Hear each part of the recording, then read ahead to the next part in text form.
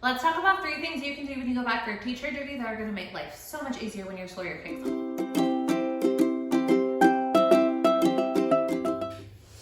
Okay, so before we jump into today's video, I want to put a little disclaimer out there. I am not making this video telling you to work during your summer vacation. It is currently July 2022 and I have a little under 4 weeks of summer vacation left.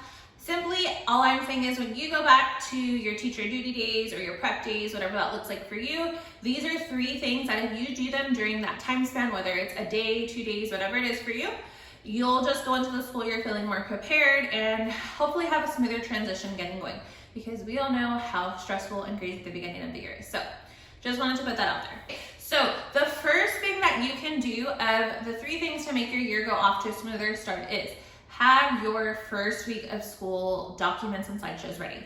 So what I mean is, depending on what grade level you teach or your school's expectations, this might look different for you. But for me, I always, first thing I do is put together all the documents that I need to get to my students that very first week of school. So we use a math notebook, so eventually they do get glued in. But one of the things that I make sure that I have ready to go before that first day of school is my syllabus.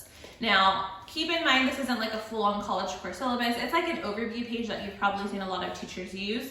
I just call it a syllabus because I want my students to become familiar with that language. But I have made this in the past, and so it's super easy for me to just go back and tweak it for this school year. And having this ready just saves me so much time because I don't have to worry about doing that night before school starts. So any documents, again, that you need to distribute, some other things might be like your first week of school slideshow.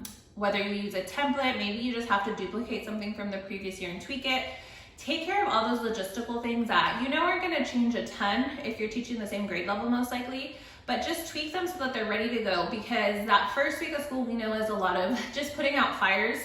And by having those documents, that's one less thing that you have to worry about. So just have all your handouts. I would even take it as far as if you have time during those prep days, make your copies and just put them to the side so that when you need them, you can just grab them. So tip number 1 is to put together all of your handouts and slideshows that you're gonna need for that first week of school. My second tip for you is to have your icebreakers and get to know you activities ready for those first weeks of school. So again, depending on what age group you teach, this may look different, but a lot of us who have been teaching for more than a year or 2 have some ideas of things we've done in the past that we probably want to do again.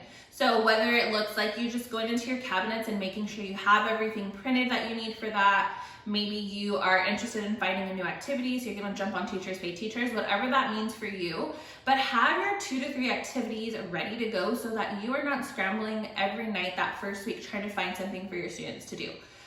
If you are interested in also Teach Middle School, I have some ideas on my blog post of things you can do, and I have a ton of activities on my Teachers Pay Teacher store. But the big thing is, again, you don't want to have to worry about those little things that are going to kind of take away your attention from things that come up throughout that first week.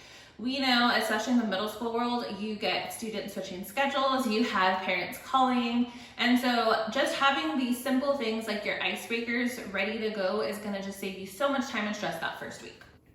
And tip number 3 is just to relax, like literally, just chill out. I know it's easier said than done. You're talking to someone who literally used to prep every night her first couple years of teaching. And it's so hard to kind of disconnect from teaching. And if you're a teacher, you know this.